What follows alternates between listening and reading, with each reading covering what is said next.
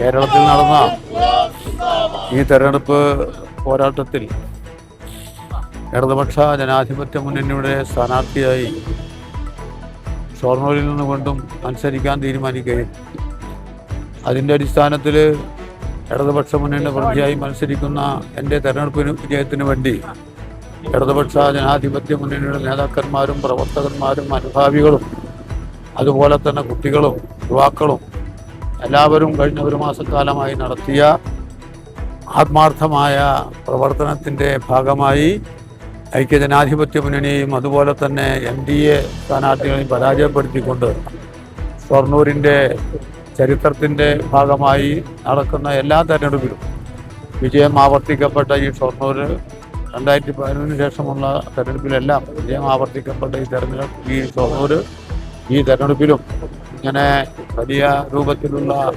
കോളിളക്കം സൃഷ്ടിച്ച അതല്ലെങ്കിൽ മറ്റു രൂപത്തിലുള്ള പ്രതിസന്ധികളും പ്രയാസങ്ങളും നേരിട്ട ഈ തെരഞ്ഞെടുപ്പിൽ ഇടതുപക്ഷത്തിൻ്റെ പ്രതിയായി മത്സരിച്ച് തന്നെ വർദ്ധിതമായ ഭൂരിപക്ഷത്തോടു കൂടി 16,500-ലധികം വരുന്ന വോട്ടിൻ്റെ ഭൂരിപക്ഷത്തോടു കൂടിയാണ് ഈ മണ്ഡലത്തിലെ വോട്ടർമാർ വിജയിപ്പിച്ചത് നടത്തി.